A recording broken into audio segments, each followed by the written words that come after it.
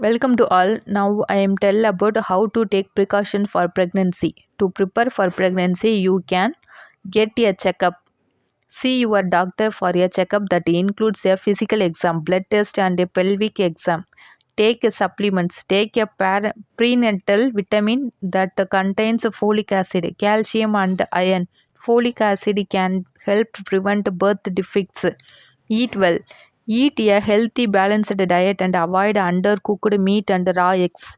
Exercise. Try to get 150 minutes of moderate physical activity each week plus muscles strengthening activities at least 2 days a week.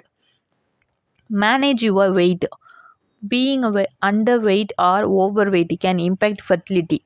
Avoid substance. Stop smoking, drinking alcohol, and using drugs. Get immunization.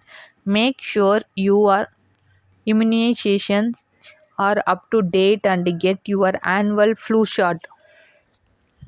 Consider genetic testing. If you or your partner have a family history of a genetic disorder, you might want to consider genetic testing.